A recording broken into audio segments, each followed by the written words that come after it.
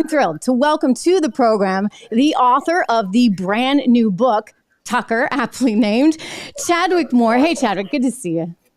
Hey, Trish, great to be here. Thanks for having me on. So everybody's talking about this. I mean, the incoming has been massive. In fact, we'll start getting, because some of the viewers may want to weigh in. They may have their own theories or questions. But let's start with sort of the basics. You wrote this book. It's available for pre-order now. It's called Tucker, and they can get it at Barnes & Noble. But I guess my question to you is, how much access, I believe you had a lot, did you have to him? And how much of this book was written after this whole ordeal? Right. So, yeah, we started working on this a year ago. And Tucker, I'm an independent biographer, so it's not an authorized biography. Tucker's not seen a word of the book, nor has he asked to. Mm-hmm. And he's been totally open over the last year. He's given me, unprecedented access. Anytime I wanted to ring him up or wanted to come and hang out with him or trail him, he was totally available and open. The book was basically done by March of this year, and we are always planned to launch this month.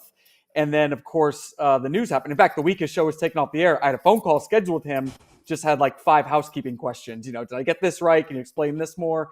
And this happened. So I interviewed him 2 other times since this news. I updated the book and added some more chapters about the aftermath and what happened and what my sources have told me happened. And other than that, I just had to kind of go through and change the tense from present to past whenever we talked about his Fox show. Wow. I mean, it's wow. I mean, it's kind of an author's dream and an author's nightmare, right? Because suddenly now you're writing about the most talked about guy in America while simultaneously having to scramble to kind of get the rest of the story. And I know you've been doing that. And I know you've been sort of pounding the pavement and ever the reporter trying to figure out just exactly what went down. I got to tell you, I worked there. Management was not bright because for some reason they decided to put me on opposite Tucker Carlson at 8 p.m. Not a place I even wanted to be, but I remember thinking at the time, why? You got this great star over here. And it did seem to me that no matter what, they wanted to protect him. That was important to them, obviously, right? He was a cash cow. He made them a ton of money. And regardless of, advertiser snafus here and there, the reality is people watched Fox News because of Tucker Carlson at 8 p.m. And for them to lose him, I was stunned. Was he stunned himself? Oh, yeah, he was. So he told me that Monday morning, April 24th, I happened to be on his last show, April 21st, Friday, which none of us knew was going to be the last show. And that Monday, he already wrote his monologue for that evening show, sent it to his producers, and got a phone call around 11 a.m. from Fox News President Suzanne Scott. And she just said, "We're taking your show off the air. Thank you very much. Goodbye." And at the same time, 2 other executives called his producer, Justin Wells, and told him the same thing. It was sort of a coordinated job. And they still have not given him an official explanation. Fox News has not officially told him why. He's been left to speculate ever since. So the first time I spoke to him, I know the feeling. Exactly. No, he didn't deserve this. Nor did I, nor did anybody that sort of unceremoniously just got the rug pulled out from under them, and no sort of explanation as to why. It's interesting. And so you've been kind of digging around, trying to figure it out. What are your sources saying? Yeah. And firstly, you're right that he was appointment television. People scheduled their lives around that, their days around his show. And it's becoming very clear that he propped up the entire primetime lineup. And everything I keep hearing from my sources is what you just said about management not being very bright, because that explains a lot of what is confusing a lot of people right now. Yeah. I've been hearing that over and over again. So what my sources had told me, so news had already been out there that this was a condition of the settlement with Dominion.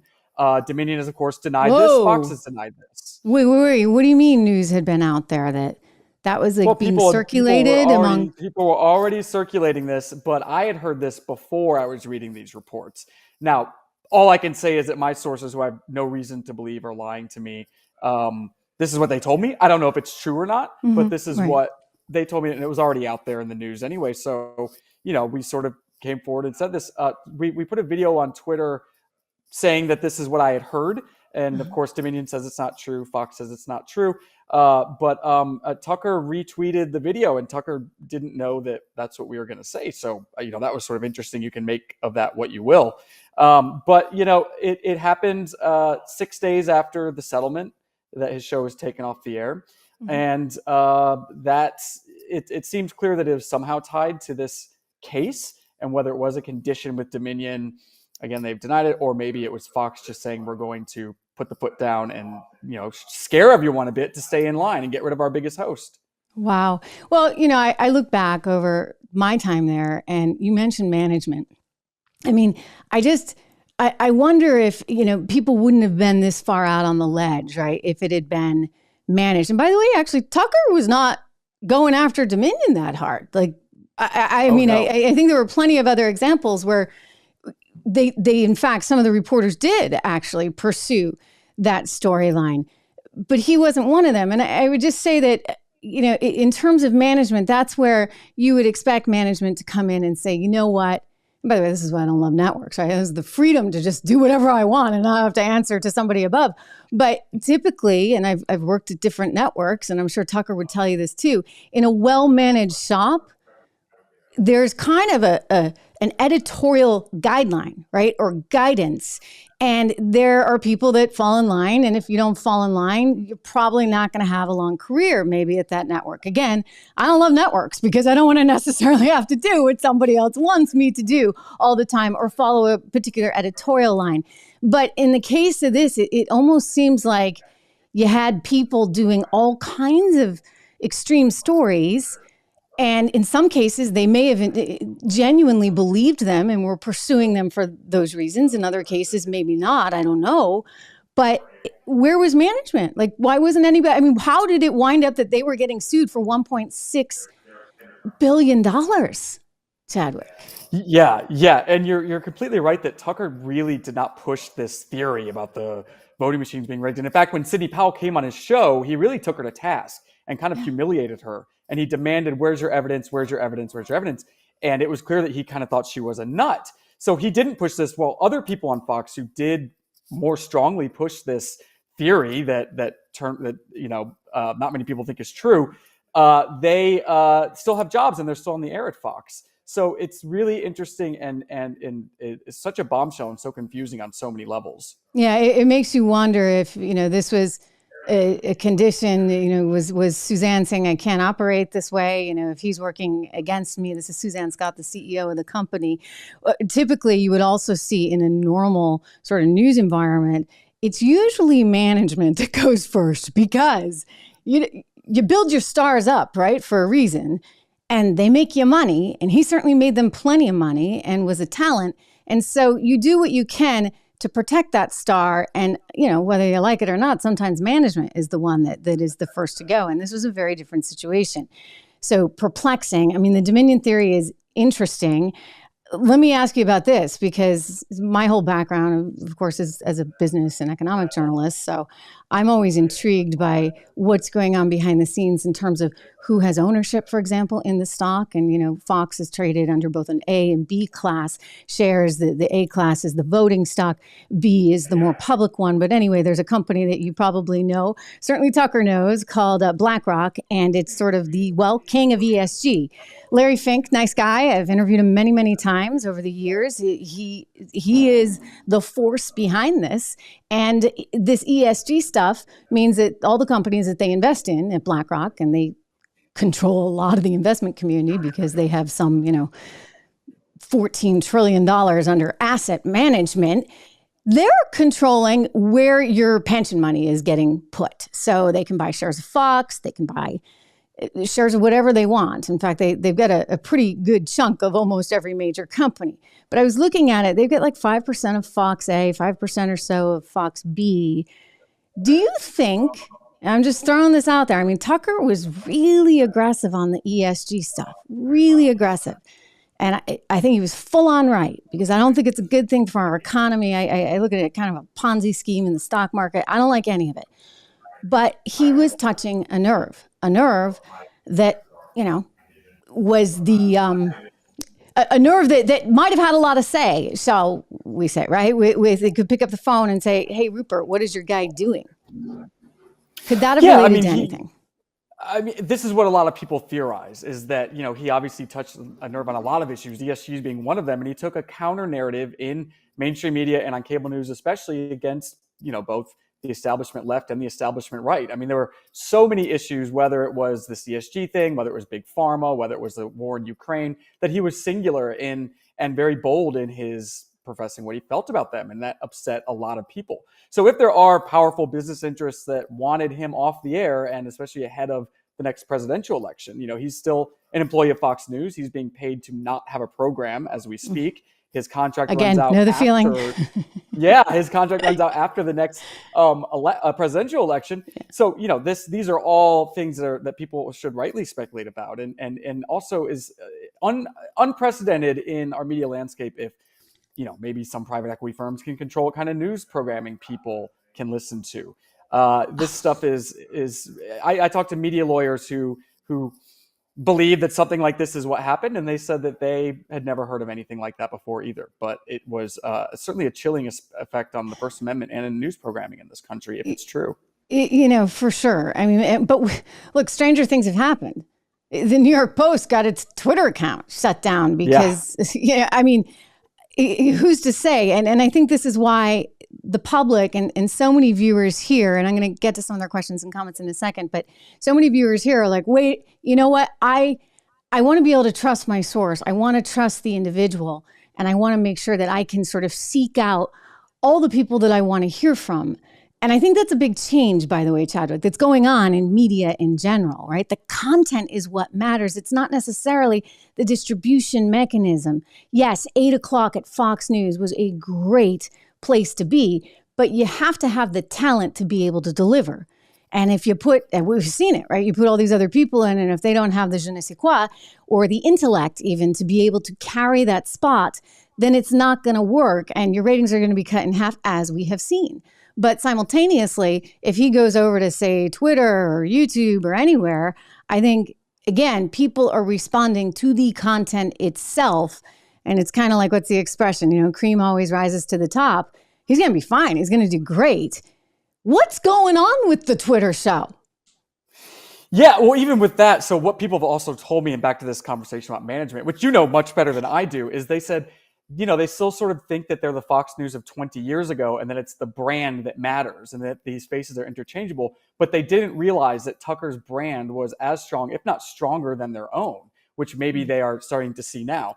What I understand with the Twitter show is that Twitter's rebranding everything under X. So it's now owned by X Corp. There's obviously SpaceX, and they're launching a new video platform called X Video, which sounds a little dirty, but it's meant to be a competitor to YouTube, apparently. And so this is different than the Twitter Spaces that Ron DeSantis announced on, that there was a bunch of bugs and kind of a terrible rollout. This is supposed to be a YouTube competitor. And the reason why this is so attractive and why they're heading there first, what I'm told, I've not seen Tucker's contract, but I was told that Fox News failed to include Twitter in their non-compete. So he's actually able to go to Twitter and not, and also Twitter's more attractive because Elon now takes it over. However, there's this new president of Twitter who's kind of like a World Economic Forum lady, and people are a little suspicious of her. But I'm told by Tucker's producers, that the ones who left the show to follow him where he's going, and left Fox News, that they don't feel committed to stay to Twitter. They're going to test out the product. If they like it, they'll stay, or they might go somewhere else. There's also talks of launching their own media empire, basically. Why not? Right? I mean, look, I think that's, again, with content being what is so critical here. You look at examples like Daily Wire, right? Where they're putting out a ton of content, a ton of very interesting, great, funny, diverse content, and people are finding it. And so that company has, the last I checked, I mean, don't misquote me, but a pretty large valuation. And I think that there's a tremendous opportunity there, and he just has to figure out what he wants to do. Tell me about the non-compete, because I've been through that too, and it's not a lot of fun.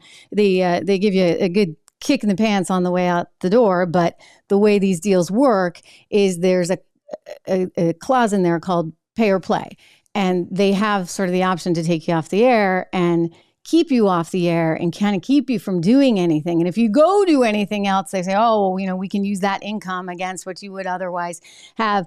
But they're even more tricky than that. And I don't know how Tucker's works, but sometimes you don't even have the option, right? Even if you said, okay, well, I don't want your money. Like, forget about it. Guys, we're done. I don't need the rest of the contract. In some cases, you still are vulnerable because of these non-competes, which, by the way, need to get thrown out the window. Thank you very much. I mean, they're very antiquated, but nonetheless, it exists. And I guess he has to work within the bounds of that. Well, it's a form of indentured servitude. I mean, some of them are really nasty. And I believe there's a Supreme Court case coming up, actually, that deals exactly with this, with these non-competes, because as you said, they can be really destructive. And so I haven't seen Tucker's contract. I don't know. That's just what I've heard. But I do know his contract, just watching him, was a lot more loose than a lot of people on Fox, because a lot of people on Fox, you cannot have your voice or your image anywhere but a News Corp property. I couldn't even get Fox hosts to give a plug for my previous book because I could only give plugs for News Corp books. And even though I was regulars on their show and all this other, just one little line. So, but Tucker was always on podcasts. He was always out giving speeches. The fact that he was participating in this book with me would probably not be allowed for most Fox personalities. They sort of told the executives, hey, we want to work with Chadwick on this book, and the executives were supportive of it, I was told. But so he had a much looser contract than a lot of people I'm aware of. But again, I haven't seen it, but I was told that somehow Twitter was left out of it. I wonder too. Good. I wonder if this is also becoming sort of a new wrinkle, because they're like, wait a second, no, you can't go anywhere else digitally. And, so if he's smart, and I know he is, he's actually extremely smart. And I did not agree with everything Tucker did on the air, full disclosure. And I was in the unfortunate position of being, within the same house opposite him, which again, I just never thought was a bright move. I begged them not to do that. And somehow wound up still nonetheless at 8 p.m. Anyway, I just think that he's intellectually there and present in ways that you don't often get in television. And it's why he kind of had a unique spin. And, again, I didn't agree with everything, but I always thought, wait a second, this is a guy who makes you stop and think. The first time I ever met him, actually, I was filling in for Megyn Kelly on some holiday weekend in July that nobody wanted to work on a Friday night. And there was Tucker, and he was in studio. And I so appreciated, somehow I don't know how, we were talking about the economy or something on the air. And it was very rare that I would ever hear sort of a take on interest rates in the Fed. And I remember him just diving into this. And I'm like, yeah, because, I love talking about that stuff, but it's not for everyone. And it's very rare that people would have the kind of versatility, right, to be able to go there and have a meaningful discussion on something that was really more of a sort of a heady economic topic. But he could do that. I mean, he had that versatility, and he could go in a lot of directions, which is, again, why, he's going to be fine. I don't know about Fox. By the way, Fox is getting kind of touchy, I hear. They're not welcoming you onto their programs anymore, Chadwick? I was supposed to be on Greg Gutfeld's show tonight, actually. And the day I announced my book, I got an email about an hour afterwards with some hilarious and lame excuse about how, like, oh, we're overbooked. I mean, I've been a regular on Gutfeld since the show launched 2 years ago, and that's never happened. And if they do have a problem, they say, can we get you on tomorrow or next week? And I was also regular on some other shows, not heard from any of them. So they just went stone cold quiet, like no explanation or anything? Yeah. This is lame, and I don't need to be on television, but people ought to know that this is how they act. I know that Tucker's name is forbidden from being mentioned on air, and Greg Gutfeld did it once, and he's never done it again. So it's like Voldemort, the name that shall not be mentioned, or whatever, which is so lame, and I don't know. But I'm not really upset about it, because I miss the people there. And I'm sure you probably do, because there's some really wonderful, wonderful people who work there. A lot of them are over at Newsmax, interestingly. I feel like half my team's over at Newsmax. And by the way, Newsmax is doing great. Like, look at what Eric Bolling is doing. It's incredible, right? So they've seen a lot of tune in, but there's still a chunk of the audience that's gone, gone. And I'm like, okay, so where did they go? I feel like people have been finding me, like, out of the blue. We've had the channel for a little while, and all of a sudden they're coming and finding me. I think that all sort of hosts on these different platforms are now seeing this amazing response from viewers who are saying, wait a second, I'm not going to be dictated to by this big company that, has a giant ESG shareholder in it. Yeah, and it's just amazing they don't see that. I mean, not only the shifting political paradigm, which I think is why Tucker connected so well with his audiences. And you mentioned earlier how he could talk about things that might seem boring, but be completely engaged. And his talent was that he wouldn't talk about something unless he genuinely cared about it. And you can't get away on television with doing that unless you do care about it. He would talk about things like architecture that no other cable news host could get away with. And it was engaging television because he really believed in what he was saying and he was excited about the topic. So any thoughts on Hannity? Rare talent. I agree wholeheartedly. I mean, but you compare and contrast, and nothing against Hannity. He's a very nice man. I mean that, a very nice man, but it's a different take on things, right? I think Tucker really did a great job on the cultural stuff. I've always tried to have my lane in economic stuff. Hannity is very political. And so in that sense, it becomes, dare I say, somewhat predictable, right? What does the RNC think? Okay, let's be spoon-fed it over here. And I think what was cool about what Tucker did was that it wasn't always in line with what status quo thought or what the RNC thought. And he'd come at things with a very different edge. And that's what made it watchable, exciting, and different. Do they have anyone there now that can do that? Yeah, and you think about some of his segments, it would go from being really hard hitting to being fun and tabloidy, and he had regular animal segments on his show because he's a huge animal lover, as I learned and saw firsthand. He'd have people with like emotional support alligators, and he'd have the chicken lady on, and that was so unexpected and fun, and made the show so rich that not many people could get away with that. Yeah. I'm just looking at some of the comments from everybody. They're really into this, Vanguard and BlackRock, very concerned about those particular companies. There's been some chatter out there, and I just want to clarify it because I see some of the viewers talking about this, about their investment in Dominion. I don't actually believe that's the case. Dominion was a private company, as I understand it. And I think was owned by a private equity firm primarily, but yes. Not BlackRock. But I do think that, look, we're living in a time, and you know this, you see this throughout all of the things that are happening right now, whether it be Bud Light and the effort to kind of just remake society in some way, shape, or form. I mean, the Harvard girl, right? It's apparently like they're not teaching marketing 101 at Harvard these days because she kind of made the most obvious faux pas and alienated her audience. It's become a many billion-dollar mistake, and people aren't sure if Bud Light as a brand is going to continue to exist, Chadwick, at this point. And then you think about Target and the challenges that they've been having. Their stock's been sinking. Last I checked, they were down about $10 billion in market cap. And then I look over at Fox. I think investors are relieved that this whole Dominion thing is out of the way, but we saw the stock really get hit the day the Tucker news came out. And now investors are saying, well, can management take this company forward? Just like you have over at Anheuser-Busch, people are like, I don't know if the CEO is capable of finding his way out of a paper bag right now because, look, it was a mistake after mistake after mistake after mistake. And so the challenge for Suzanne Scott and for Lachlan Murdoch right now is, can they see this through to the other side? And they better have a pretty winning product because, I don't know, I think viewers feel burned. And when they're burned, like you see at Anheuser-Busch, it's not good. And conservatives especially are like the most brand loyal people on the planet. But as soon as you turn on them, they're never coming back. You see that with Anheuser-Busch.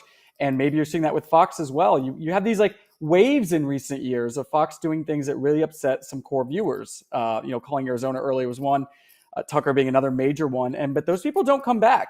And it's certainly a hard lesson to be learned. Anheuser-Busch, all they had to do was fire one person and issue an apology, and they would have been fine. And why couldn't they even do that is beyond anyone. And wow, I was at a Kroger the other day, and they didn't even have Anheuser-Busch. They'd have no Bud Light for sale at all right before Memorial Day weekend. They just pulled it off the shelf, and that was pretty amazing. Amazing. I know. It's incredible. And really kind of, I think, a big wake-up call. And I think Fox ought to be looking at this heart and soul here saying, okay, what do we do? Because this is not a good omen. And there are other places to go, other places that they can go. Before all this happened, I mean, what was the book really about? Was it just about sort of his childhood, his rise to fame? Yeah, that's still mainly what the book is. It's a biography of him. This stuff is just now looking at this, now that he's going to be totally unbounded after he's done with Fox, this is kind of really the origin story, and where he goes next is what he becomes next. But I want to know who he is, what inspires him, what's his life like, what kind of a guy is he? And I was spent time with his father, his wife, his friends, his family, just to be like, what's his world like? Where did he come from? And that's what we did here. This latest news. What was it like? Didn't he have like an heiress mom? And so, a lot of people think he came from this super privileged family, but his biological mother, yes, was California royalty. Her name was Lisa Lombardi, but his dad was an orphan. His dad was a scrappy journalist. He was not from privilege by any means. He married Lisa Lombardi, his mom, and she left. Yeah, well, she left the kids left the family when Tucker was 6 years old, and he never saw her again for the rest of his life. Gosh. She wanted to be like a free-spirited bohemian girl, and she did that. And then Tucker's father remarried to another big California name, Patricia Swanson, who was a Swanson Foods heiress, but she was sort of cut out of the family. They didn't really they were fine growing up, but they weren't, they didn't live this extremely privileged life. They ate at McDonald's and Denny's, and, he went to boarding school, which a lot of people can't afford, but it wasn't the best boarding school. And so a lot of people think he came from really he was like a Vanderbilt, but it's a little more complicated than that. Interesting. And does that grounding and maybe some of those experiences, does that help inform some of the content that he delivers? Let me ask you this, how much does he believe all that he's saying? Like really, in his heart, there's conviction about what he's talking about in terms of the values he presents on the air? He's a natural debater, and he loves debate, and he also loves riling people up. And he's been in debate since he was in high school. His high school friends are saying that as soon as he joined the debate team, it became a spectator sport, and he would debate staff, and people would show up and want to see that. And I believe everything. I believe he doesn't say something unless he believes it. There's a tendency to think, especially the left will assault conservatives and say they're just doing that for attention. They're grifters. They don't really believe that. It's sort of a knee-jerk reaction to anyone who's effective and threatening to them. I believe that he believes everything he says on air. And I think that when he realizes he's wrong, he will try to make up for that or apologize for it, which he's done on air many times. I think his upbringing had more to do. His father is very similar to him. His father, really hated hypocrisy. They both have a strong disdain for the nanny state. And it's really funny to talk to his dad about how much he hates the nanny state. And Tucker has that as well. That's when he gets the most fired up, is when they want to ban gas stoves or menthol cigarettes. And so that's also entertaining to participate in. So his upbringing itself, I think, had the greatest impact on really who he is as a man and who he is as a father and as a husband. He came from a family of dysfunction and abandonment on both his father's side and mother's side. And I think that really shaped the kind of man that he wants to become. He's not someone who politics controls his life. That's his job. And he has a very rich personal life and a rich spiritual life, which I really enjoyed getting to know and writing about. Hey, and look, that's all that matters really at the end, because, I appreciated the photos of him off to dinner in the golf cart in Florida after everything had just gone down. And, when you can wave at the camera and smile because you know what, you got other stuff in your life. There's more important stuff than Fox News. That's where you need to be. I mean, it's a very important thing to remember. We are talking, everyone, with Chadwick Moore. Chadwick is out with a brand new book. You can pre-order it, called Tucker, a bio he had been working on long before all the news came about, and one that he had to go back and make some changes to and amendments to and add some context to in light of Tucker Carlson and Fox News parting ways. How tricky is it for Tucker right now? Again, I just think about myself, and I guess we were amicable enough. I mean, under the circumstances, I just think that he probably got caught very off guard, as did I. And there's very little that you can sort of say in that interim as you're trying to unwind everything, right? I mean, he can't disclose to the world exactly how he feels or exactly what happened. Is that problematic from him from a legal standpoint? Well, he was very generous about Fox and the Murdochs. When I spoke to him after the show was pulled off the air, he had Interesting. nothing bad to say. In fact, I asked Interesting. him about the sort of things that we were just talking about. Yeah. Did it have to do with? I think specifically, I said your stance on the war in Ukraine, and he told me flat out, February 2022, Mhm. Lachlan Murdoch came over and had dinner, and I was coming under a lot of heat for my stance on Ukraine. And Lachlan straight up said, we disagree. The Murdochs are big Zelensky supporters. Tucker is not, obviously. And he said that Lachlan said, we disagree, but you can say what you want on your show. We're free to disagree. And Tucker said he was very grateful for that. He thought he was very blessed to have a boss that would let him disagree so publicly. So he only But had he really didn't nice things really. to say. I mean, I think Well, who that was the knows? misconception, right? It was like, go for it. I mean, I think back to even my time there. It's like, go for it. And yet, like, apparently you can't really. You have to be cautious about what you say.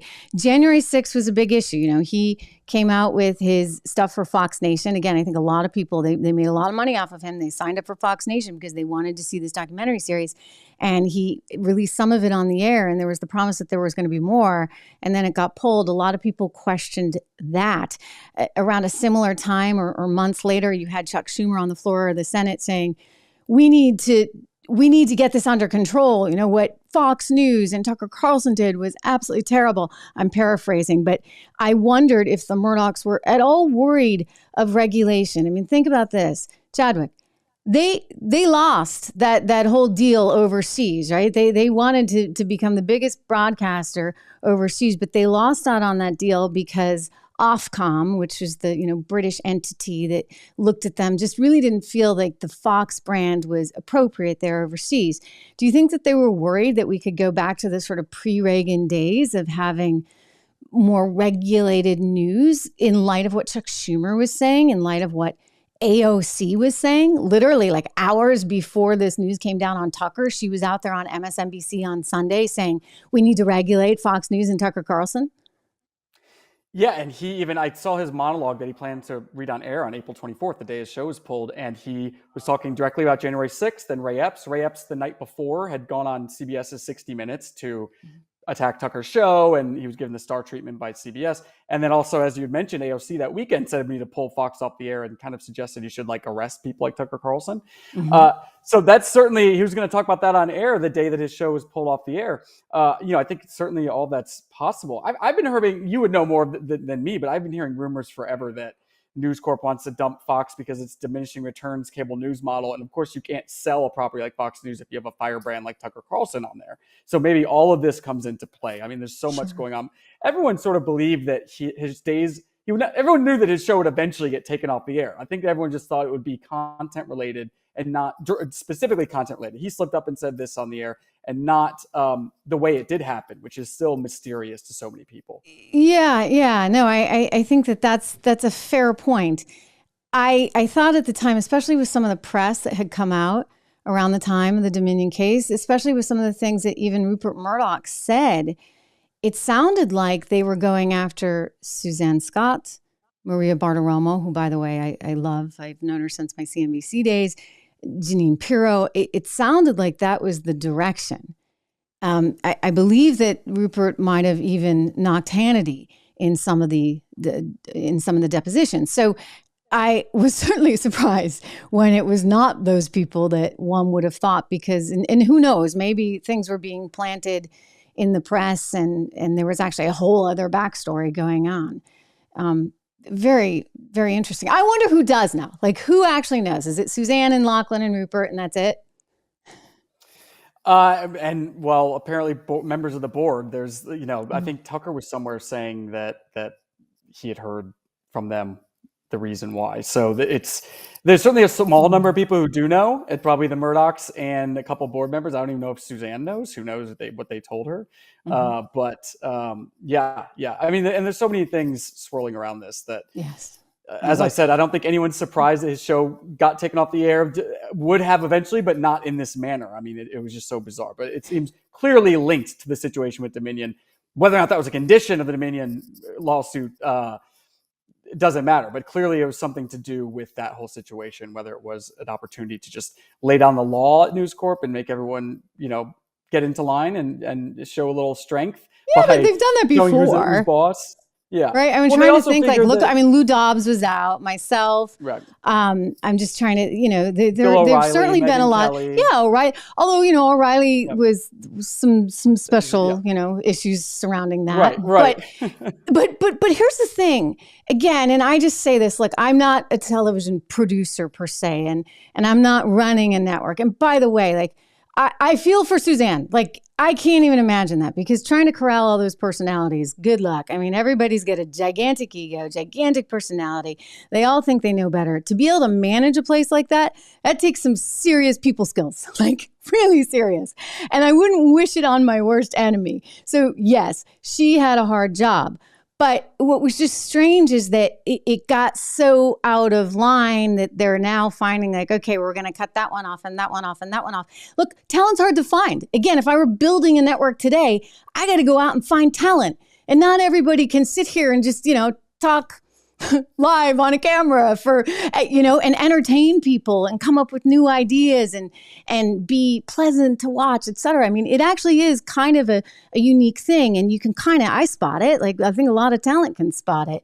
They know when someone's good, and yet for whatever reason, instead of managing him along the way, and others perhaps, it comes to where it just like blows up. Viewers are writing in, by the way, they like you a lot. Everybody's saying how smart you are. Oh, but thanks, anyway, guys. in the live conversation, they're saying, so what is this? Go for it, so we can then fire you. Somebody, Annie is asking, is that sort of like they were tempting him with, here, do this, do this, do this. And then finally, like, too much after Lachlan was like, yeah, that's fine. And then suddenly it's not fine. I mean, you ought to know, I think, and this was, I think in some ways my frustration was, you want to know that someone's got your back, that you are not out there totally alone. But if you are out there totally alone, they kind of need to make that clear too. And so, in Tucker's case, if it was in fact his view on things like January 6th or Ukraine or whatever, and they're telling him, go for it, while simultaneously, writing up the pink slip, then that's not a great place to be. No, it's not. And maybe it's just a matter of if enough people call for you to get taken off the air and you don't have someone big and powerful as your back, then it's going to eventually happen. I mean, the Pentagon celebrated his show being taken off the air. There are all these Pentagon employees talking to the Washington Post, anonymously, of course, saying good riddance. I mean, what world did we live in? And of course, Republican senators and congressmen who would not give their name to the Washington Post were also celebrating this. So maybe it's just a fact that if there's enough people who call for it, it's going to eventually happen. Now, to Fox's credit, one thing in what you're saying about wrangling all those personalities is, one thing that has made Fox superior in cable news is if you compare it to CNN. CNN has their meeting every morning with whoever the president happens to be at that time. These are the top stories. These are our take on it. And then you watch CNN all day long, and it's the same stories, and all the personalities have the same angle on that story, which is, awful and totalitarian and boring as all hell. So Fox, from what I understand, doesn't have that. Which is why you had so much more diversity of opinion on Fox, and why Fox would be. But I think a lot of people, a lot of conservatives, a lot of civil libertarians, I would kind of put myself in the civil libertarian camp, they would tolerate Fox because they allowed Tucker. So all of these things that Fox did that they didn't like, and all these opinions and personalities, they would say, well, they still have Tucker on, so they can't be that bad. And now that he's not on, well, goodbye Fox is what so many people are saying. Wow. Now, what do you think really happens? I mean, Drudge came out with 8 p.m. Hannity. I think they had 9 p.m. Jesse Waters, and then 10 p.m. would be Greg Gutfeld. And then everybody's like, well, wait a second, where's Laura? And I'm like, oh, Laura did a lot on ESG too. She did. I mean, she went after that, rightly so. I mean, I think it's actually going to be a big issue for our time. But I'm not sure where she lines up in all this. Any sense from your sources about when they're going to roll out the new lineup and whether, in fact, it's going to look as Drudge has reported? I honestly have not heard. I don't know. I mean, I think, I I think moving Greg up to 10 is smart because it was always too late for me to watch it, but I don't watch Fox anymore, so I don't know. I enjoyed being on there. So I don't, do any of us really care? No, you know what's crazy? Like I get more news on YouTube, I feel like. And it's like way more fun and way more entertaining. And by the way, it's like part of Google search, right? So when you're looking something up, something from YouTube will come up. I get a lot of news from podcasts. I have to do my due diligence every day, right? So I go hit all the usual suspects. But then I actually don't enjoy watching television news. And maybe it's just because it's like I know how the sausage is made. and I'm sitting there looking at their lower third, which by the way, I don't even have on. I just have to remind everybody. Chadwick Moore, he is the author of Tucker, brand new book. You can pre-order it at Barnes and Noble. But like all that jazz, and I was talking when I started this with guys like Dave Rubin who've been so successful, and they're like, it's so noisy, it's so busy, and really it's a different medium over here. Like cable's so noisy and so busy, and they've got all the tickers and the this, the that, and the other, and you don't need it because it's actually the quality of the conversation and the content itself and the information that people are most interested in. And they're also willing to put up with a few less bells and whistles because of the authenticity of what is being delivered, Chadwick. So with that in mind, going with your theory that maybe Fox is not forever going to be this company that it is and owned by the Murdochs, maybe they spin it out. I mean, they got to be looking at their business and saying, this thing prints money and it could probably print money for the foreseeable future. But we've got to rethink how we do this. We've got to rein in expenses. We can't have high cost talent because we can't broadcast this stuff live everywhere else. We have arrangements with cable companies. Yeah, well, and I mean, most people get their news from podcasts like yours or from Twitter. They're not watching cable. Tucker brought in a whole new audience that traditionally shouldn't belong on cable and kind of, I think, artificially extended the life of cable, really, and especially young men and young people. And he had the highest rated show of young Democrats, 18 to 45-year-old Democrats in all of cable, which is interesting. But I think what's so upsetting to a lot of people about his show being taken off the air, because as you had said, and as all of your listeners know, he will be fine. He will go on. He will be out there. But what I think is so upsetting is that our leaders don't care what's happening on Twitter. They care what's happening on cable news. Twitter is for the plebs. Podcasts are for us little people. They worry about what the prestige networks are saying, like cable news and the New York Times. So at least when he was there, he had their ear. And I think the reason why his show being pulled off the air feels like a death for a lot of people is not only there's a big hole in their evenings, but because they know that our leaders are going to care a lot less of what he was saying and be less afraid of him. And that goes to Republican leadership, who I think was the most afraid of Tucker Carlson. But couldn't he have just as big, if not bigger, a following on Twitter? I mean, I think about some of the work that I did there. And look, Fox News was the big kahuna, right? We were like the redheaded stepchild over there. It was like, why do you exist? But we were there over at Fox Business, and we weren't getting the numbers that Fox News obviously got. So, maybe, a good night, you might pick up a couple 100,000 there. And then on the West Coast, repeat another couple 100,000. And that was a successful evening on Fox Business. It would have been a super successful day, too. I mean, when I started, they were getting nothing. Like they were like down around 15, 20,000. So I'm like, wow, if I can increase you 10 times, which I did, like that's a win.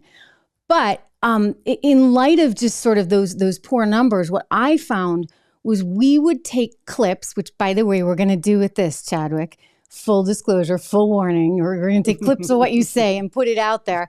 And we'd take those clips and they would go so far. So they would just get retweeted and then they would become news. So whatever was happening on the show, like great, whoopee, wonderful to have the tune in, but it's whatever the ripple effect was after. And so that always struck me as interesting. And it was a different phenomenon, right? Because, I didn't have the 3 million people that were tuning in every night at 8:00. I had a few 100,000, but I was able to get the same kind of effect by actually putting this stuff out on social media. So I'm hopeful. I say this because, I'm ever the optimist. I'm hopeful that he's going to continue to have a voice, that we all have a voice, just in a new, different way. Yeah, and it's going to be interesting to see how he changes now that he's no longer under the constraints of Fox. And he obviously had tons of freedom at Fox. No one was looking over his He shoulder. did. It drove me telling him what to crazy. put on the show. I was He had like, so how much does freedom. Tucker get to do that? Why does Tucker get to do that? Wait a second. Like he definitely, I was like, I need his agent to negotiate my next contract. Right. Totally.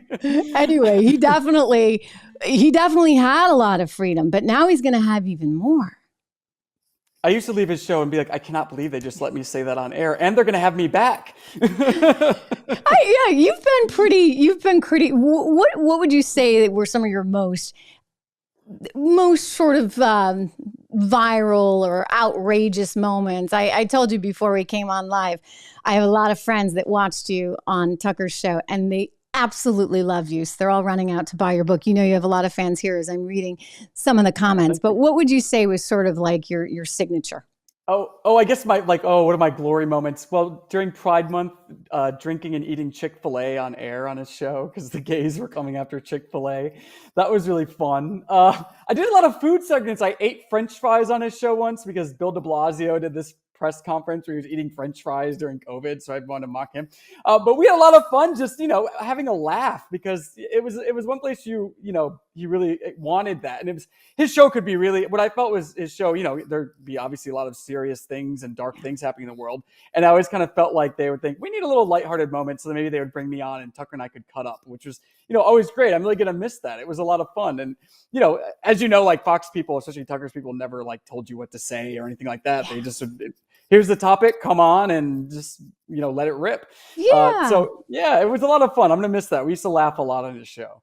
Speaking of Pride Month, we're going into it, and we've been seeing a whole lot of, have you seen the Raptor commercial? I think it's actually pretty great.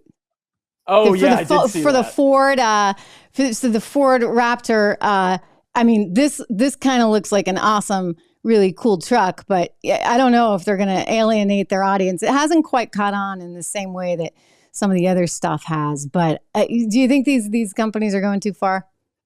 I think anecdotally speaking, because I spent a lot of time in the South, that truck is the choice for gay men, especially gay conservatives. So maybe they just know what their audience is. But it's like stylistically done. It's a really beautiful commercial, but I'm just so like everyone else, just so sick of the rainbow. Like, give it a break. And it goes back to this whole idea of like these corporations that are like, well, if we just virtue signal to the right things and we can do anything we want, nobody's going to look at like any horrible business practices we have or whatever. It's like, it's like this thing that started with the Clintons where they made it okay for liberals to worship money. I think this is all like an extent of that.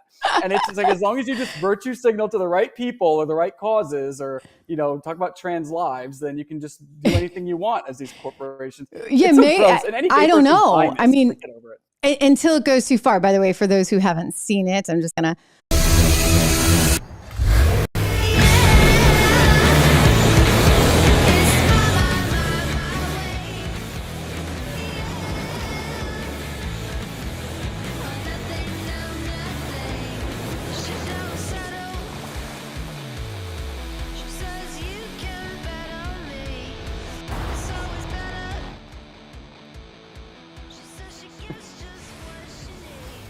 It's pretty great. This is the commercial. So overall, they can check out the book. I encourage them to do that. I think it's probably a pretty interesting read, and I think you were able to get background that most people just haven't explored with him, and it's obviously a very timely moment there with Fox News. And by the way, and I say this, look, I had a wonderful however many years there, and there's a lot of wonderful people there. I really have only good things to say about. I just look at it and I feel a little bit sad for what it could be, what it should be, and really, Chadwick, what it was. Right? That's perhaps one of the saddest parts. And I don't know what its future really is going to be, but it is kind of a lesson in the importance of having strong leadership and the importance of good management and the importance of, really, having some direction while simultaneously allowing people space to breathe, to have their own views and not be CNN. Right, exactly. Yeah, not the lockstep apparatchiks of CNN, exactly. Yes, for sure. Hey, listen, I so appreciate you coming on the show today, and I hope you come back. When is the book due out? It's due out July 18th. You can go to tuckerthebook.com if you want more information, or you can pre-order Barnes & Noble, wherever books are sold. So yeah, July 18th, but pre-orders are open now. And thank you also so much for having me on. It was great chatting with you. I'd love to come Yes, back. very good stuff. And please give my best to Tucker. I will care. for sure. Thank you. Chadwick Moore. Good to see him.